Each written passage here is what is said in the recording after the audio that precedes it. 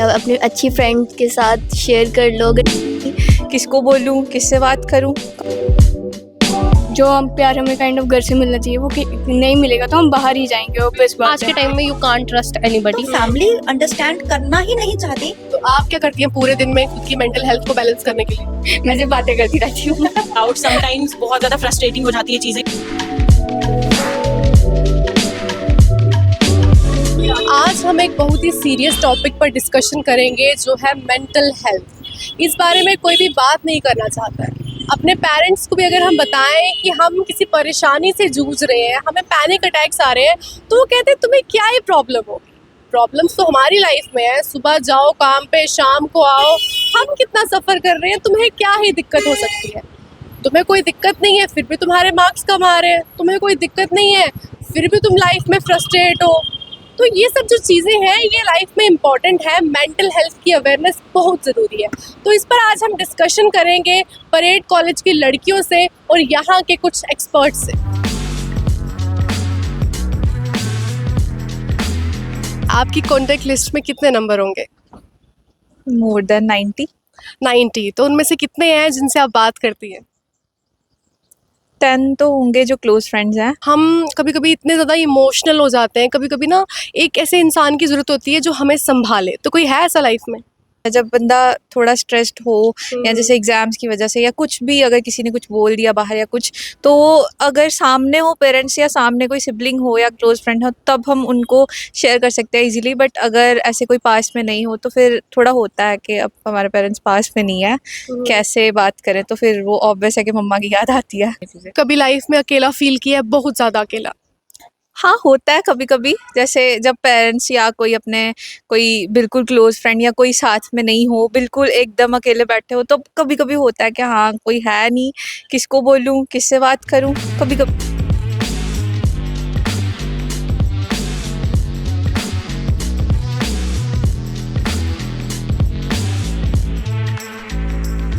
जो लोग लाइक ऐसे एंजाइटी डिप्रेशन का शिकार होते हैं, तो उनके लिए आप क्या कहना चाहेंगे कि उन्हें क्या क्या चीज़ें करनी चाहिए अपनी लाइफ में? यही है कि शेयर करनी चाहिए। ऐसे बंदा ना सोचता रहता है तो स्ट्रेस काफ़ी हो जाता है, तो वो अंदर ही रह जाता है। तो ऐसे कभी कभी डायरी भी लिख सकते हैं या अपनी अच्छी फ्रेंड के साथ शेयर कर लो। अगर नहीं होता ना कोई तो डायरी लिखो, वो सबसे बेस्ट रहती है। लाइक आप चैटिंग में ज़्यादा इंक्लूड रहती हैं या फिर फिजिकली अपनी फ्रेंड्स के साथ टाइम स्पेंड करना अच्छा लगता है? मैं प्रेफर करती हूँ फिजिकली। लाइक हम कम्युनिकेशन स्किल्स अच्छे होते हैं मतलब उससे, और बेटर कम्युनिकेशन होती है काइंड ऑफ। हम अच्छा इंटरेक्ट कर पाते हैं। सामने से जो इंटरेक्शन होती है वो चैट्स पे नहीं होती, मेरा ये मानना है। लोग कितने अकेले हैं लाइफ में, इसीलिए वो फेसबुक का यूज़ कर रहे हैं, इंस्टाग्राम का यूज़ कर रहे हैं। उनकी लाइफ में कोई भी एक ऐसा इंसान नहीं है जिससे वो खुल के बातें शेयर कर सके। तो इसके पीछे क्या कारण है? एज ए यूथ आपको क्या लगता है? एज ए यूथ मुझे ये लगता है कि कुछ बातें होती हैं, अब जैसे हर कोई बात मतलब जेन्युइन बात है कि हम नहीं शेयर कर पाते, है ना। तो उसमें ऐसा करना चाहिए कि ठीक है, ऑनलाइन फ्रेंड्स आप मतलब काइंड ऑफ उसी वे में बोल रहे हो ना। जी। तो बात ऐसी होती है कि अब ये चॉइस है हमारी एक, तो है ना, कि हाँ ठीक है, जो हम प्यार हमें काइंड ऑफ घर से मिलना चाहिए वो नहीं मिलेगा तो हम बाहर ही जाएंगे। ऑब्वियस बात है ना।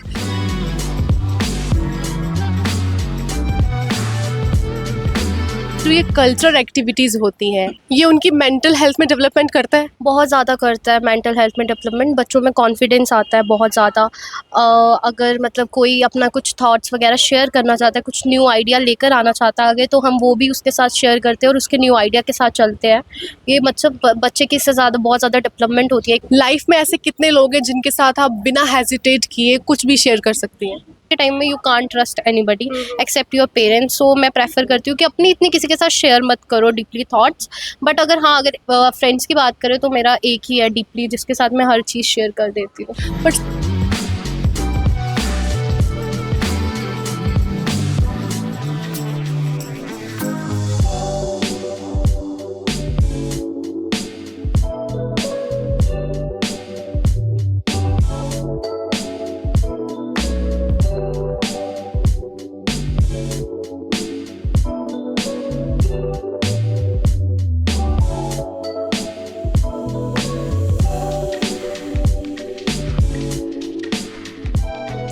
College life much better, difficult भी है और मच बेटर मतलब सही भी है। स्कूल से बेहतर है?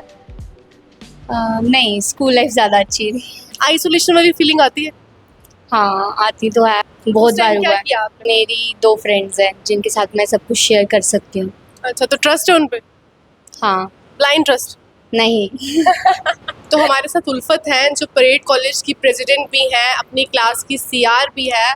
तो उल्फत से जानते हैं कि अपनी खुद की स्टडीज़ भी हैं, अपनी खुद की फैमिली भी है, फ्रेंड सर्कल भी है, लड़कियों की प्रॉब्लम्स भी है।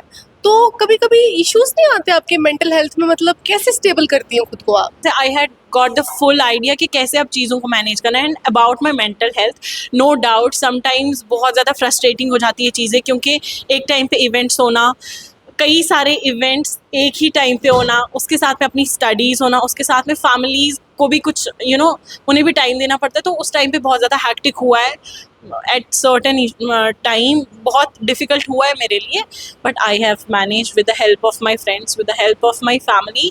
Alhamdulillah, everybody is understanding, my family is understanding that I have to prioritize this post because I have got this.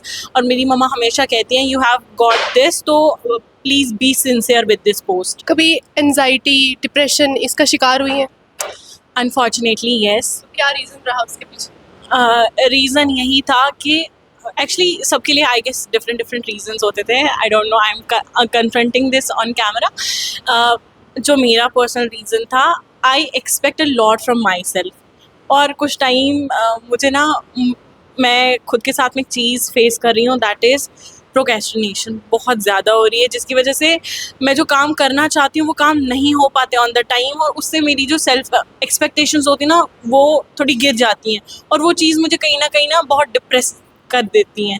आप समझ रही है, एक साइकिल है मेरे साथ में जिसमें मैं बहुत टाइम तक फंसी रही, लेकिन now I have got the solution. अब मैंने सीख लिया कि ultimately I have to act. Mental health issue पे बात हो रही है तो एक्सपर्ट की राय लेना तो बनती है।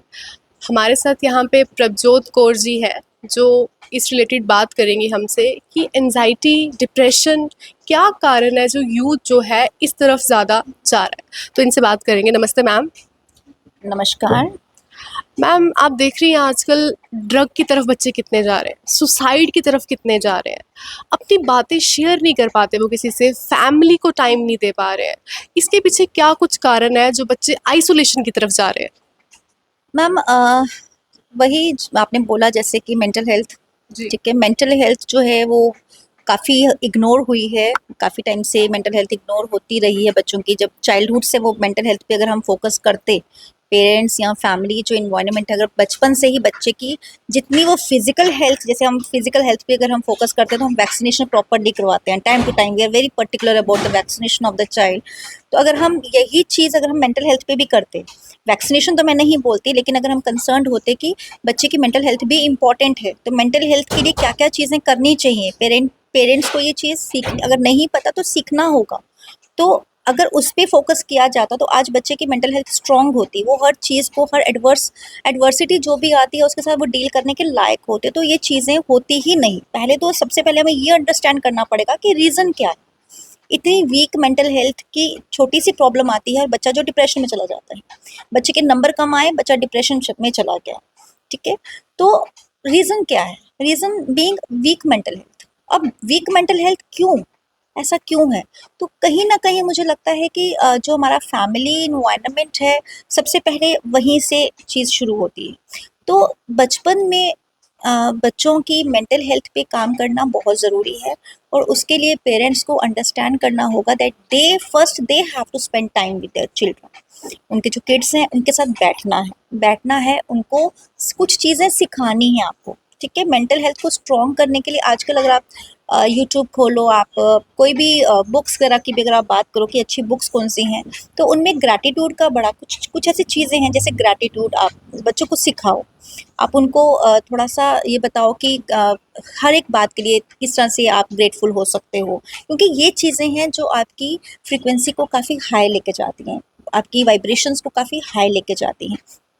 उसके बाद आप उनको बताओ कि अगर आपको कोई प्रॉब्लम आ रही है तो आपको शेयर करना है, उनको शेयरिंग सिखाओ। शेयरिंग सिर्फ चीज़ों की मत सिखाओ, हम सिखाते हैं बच्चों को शेयरिंग, पेरेंट्स सिखाते हैं, हम भी सिखाते हैं, हमने भी सिखाया कि स्कूल में कोई चीज़ बच्चा आपसे मांगता है तो आप शेयर करो, अपना टिफ़िन शेयर करो, शेयरिंग अच्छी होती है। लेकिन बच्चों को ये भी सिखाओ कि आपको कोई प्रॉब्लम अगर फेस कर रहे हो आप, तो यू हैव टू शेयर।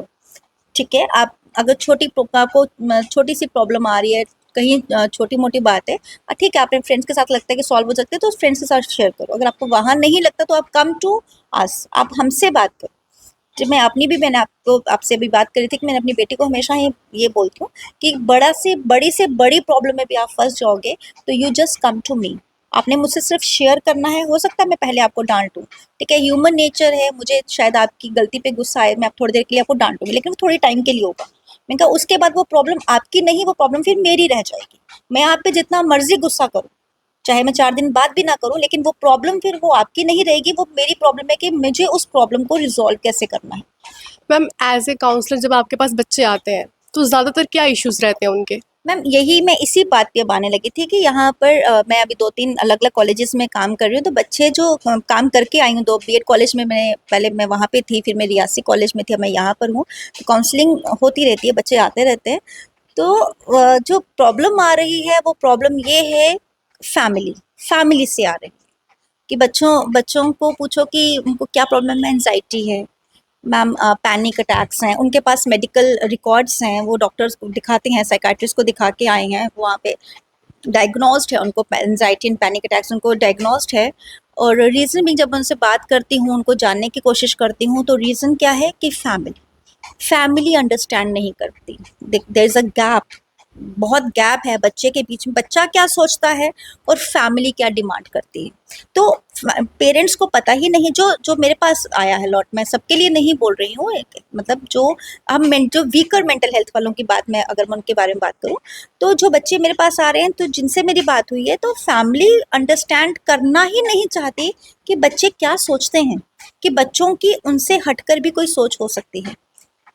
यहाँ पर पहला जो है इनिशिएटिव वो फैमिली को लेना पड़ेगा। जब फैमिली उनको अंडरस्टैंड करने की कोशिश करेगी, बच्चों को लगेगा कि मेरे माँ बाप मुझे समझ रहे हैं, तो वो भी रिप्लाई बैक करेगा, ठीक है, वो भी उनको समझने की कोशिश करेगा। मोस्टली यही है, कहीं सिबलिंग राइवलरी आ रही है, सिबलिंग राइवलरी है कि भाई भाई को भेजा है बाहर पढ़ने के लिए, मुझे नहीं भेज रहे, हालांकि मेरे मार्क्स ज़्यादा आते हैं, मेरा कैलिबर ज़्यादा है, मैं ज़्यादा एम्बिशियस हूँ, लेकिन ब्रदर को भेजा है, या फिर बड़ी बहन को भेजा है, मुझे नहीं भेजा, या छोटी से ज़्यादा प्यार करते हैं, मुझे नहीं करते। तो इस तरह से ये जो चीज़ें हैं, एटमॉस्फेयर इन्वायरमेंट जो है वो घर के इन्वायरमेंट में कहीं ना कहीं इश्यूज हैं। बच्चे वहाँ पर ही बच्चों को इतनी प्रॉब्लम्स फेस करने को आ रही है कि बच्चे वो प्रॉब्लम्स को टैकल नहीं कर पा रहे। बच्चा जाएगा कहाँ, किससे बात करेगा? फैमिली की बात बाहर नहीं कर सकता, क्योंकि उनको लगता है कि इंसल्टिंग है, मेरे मतलब अपनी मदर है, अपने फादर या अपनी बहन, अपने घर के माहौल के बारे में वो बाहर बात नहीं करना चाहते। वो एक ढूंढते हैं कि कोई ऐसा सीक्रेटिव पर्सन जिससे हम बात कर सकें। बट मैम समटाइम्स पेरेंट्स सोचते हैं ना कि खाना मिल रहा है, फैसिलिटीज़ मिल रही हैं, तो इसकी लाइफ में क्या ही प्रॉब्लम्स होंगी। तो ना ही वो बैठना चाहते हैं, ना ही वो सुनना चाहते हैं, तेरे मार्क्स क्यों कम आए, तेरे को खाने पीने की कमी है, कुछ कमी है, लाइक पेरेंट्स ऐसा बोलते हैं। तो मतलब आप पेरेंट्स के लिए क्या संदेश देना चाहेंगी? हम यूथ की तो काउंसलिंग करते हैं, बट मुझे ऐसा लगता है कि कहीं ना कहीं पेरेंट्स की भी काउंसलिंग होनी चाहिए। मैम एग्जैक्टली ये बहुत ही इंपॉर्टेंट है। मैं काउंसलिंग में मेरे पास कितने बच्चे हैं, मैं अपना पर्सनल एक्सपीरियंस आपके शेयर करती हूँ। मेरे पास कोई मतलब 20-25 बच्चे मेरे पास भी आते हैं काउंसलिंग के लिए। अब अभी तक जो आए हैं सबकी प्रॉब्लम, मैंने आपको बोला, मेरे पास ऐसा कोई बच्चा नहीं, जैसे अब यंगस्टर्स हैं हमारे पास, टीनेजर्स हैं हमारे पास, तो एक्सपेक्टेड होता है कि शायद इनके कोई रिलेशनशिप इश्यूज होंगे ना, बॉयफ्रेंड गर्लफ्रेंड, वहाँ कहीं बिट्रेयल कुछ ऐसा होगा, बच्चे वहाँ परेशान होंगे, तो ऐसा लगता है। लेकिन जितने भी केसेस मेरे पास आए हैं वो सब बच्चे परेशान हैं, मतलब they are actually having panic attacks, they are actually having anxiety attacks. वो परेशान हैं, आइसोलेट हैं, रोती हैं लड़कियाँ। अब प्रॉब्लम फैमिली में जाके कहीं है। तो अब बच्चे को तो समझाती, उनको इशू, उनका थॉट पैटर्न जो भी है, उसके थॉट पैटर्न को करेक्ट करने के लिए हम बताते हैं कि बेटा आप इस थॉट पे काम करो, इस पे उसको इस तरह से ठीक करो, इस तरह से वैसे करो। फिर जब आई मेट माय प्रिंसिपल, तो मैंने उनको, सर मुझे पूछते रहते हैं, वो फीडबैक लेते रहते हैं कि बच्चों का क्या कंडीशन है, आप बात करते हो ये वो। मैंने कहा सर बच्चों से तो बात कर ली, बट मतलब मुझे लगता है कि बच्चों से बात करने से ज़्यादा, बहुत ज़्यादा ज़रूरी है कि we need to talk to parents, कि हमें पेरेंट्स को बुला के उनसे बात करनी बहुत ज़रूरी है। उनको बताना है कि आपको बच्चे को समझना है। तो मेंटल हेल्थ जो इशू है ये बहुत ही सीरियस इशू है। हम लोग इसे कभी कभी मजाक में ले लेते हैं। अगर कोई हमें बताता है कि मुझे एनजाइटी हो रही है, पैनिक अटैक्स हो रहे हैं, तो हम बोलकर ये टाल देते हैं कि इसका तो रोज़ का ही है। बट ये एक सीरियस इशू है जो हमें समझना होगा। हमारे फ्रेंड सर्कल में हो सकता है, हमारी फैमिली में हो सकता है। तो सबसे बड़ी बात है कॉन्वर्सेशन, बातचीत करिए, अपनी फैमिली से शेयर करिए। उनके पास टाइम नहीं है तो आप उनसे टाइम खुद मांगे, आपकी फैमिली है वो आपको समझेगी। एंड सेकंड थिंग इज़, हमारे पेरेंट्स को भी ये चीज़ देखनी चाहिए। बच्चे 6 महीने के हैं, वो भी फ़ोन में घुसे हुए हैं। तो ऐसा होना चाहिए कि 15 साल तक ना बच्चों को सिर्फ एक सिक्योरिटी के लिए फ़ोन दे दें जिससे सिर्फ कॉलिंग हो सकती है। ये जो हमारे पास स्मार्टफोन्स है ना, ये हमें हमारे रिश्तों से दूर कर रहे हैं। फैमिली के पास टाइम नहीं होता है तो हम लोग इसमें घुसे रहते हैं। आउटडोर एक्टिविटीज़ करेंगे बच्चे, फैमिली के साथ बैठेंगे, वो तभी करेंगे जब उन्हें स्टार्टिंग से वो इन्वायरमेंट मिला होगा। बाद में जब बच्चे कॉलेज चले जाते हैं, 12th में चले जाते हैं, हम बोलते हैं बच्चा हमारी सुन नहीं रहा, हमारे साथ बैठ नहीं रहा। आपने शुरू से उसे टाइम ही नहीं दिया, वो क्यों आपके साथ बैठेगा, क्यों आपकी सुनेगा? तो इसीलिए ये एक बहुत ही सीरियस इशू है जो कल को आगे चलकर बच्चे सुसाइड कर लेते हैं, आइसोलेट हो जाते हैं। तो ये चीज़ें ना हो, इसके लिए सबसे पहली जिम्मेदारी हमारे पेरेंट्स की है और दूसरी हमारे काउंसलर की, हमारे टीचर्स की भी। काउंसलर के पास जाना लोग गाली समझते हैं, लेकिन ये ऐसा नहीं है। काउंसलर के पास जाना आपकी खुद की हेल्प के लिए है। लोग सोचते हैं कि जो पागल होते हैं ना वही जाते हैं साइकेट्रिस्ट के पास, साइको लाइक पागल। ऐसा नहीं होता है। आपको नीड है, वो आपकी हेल्प के लिए है। कोई आपको वहाँ पे जज नहीं करेगा। काउंसलर इसीलिए बनाए गए हैं। तो ये एक सीरियस इशू है, हमारे पेरेंट्स को भी देखना चाहिए, हमें भी देखना चाहिए। फ़ोन में कम घुसकर हमें अपने पेरेंट्स, अपने फ्रेंड्स, इन सब से फिज़िकल रिलेशंस पे ना ज़्यादा ध्यान दो। और ये फ़ोन में आजकल स्कैम्स भी चल रहे हैं, तो जिनको आप अपने ऑनलाइन फ्रेंड समझ रहे हैं वो कभी कभी आपको ट्रैप भी कर सकते हैं। तो इन चीज़ों पे ध्यान दो, सतर्क रहो, अवेयर रहो। कैमरामैन गगनदीप सिंह के साथ मैं सुरैया बानोता, न्यूज़ रूम 24 आवाज़ के लिए।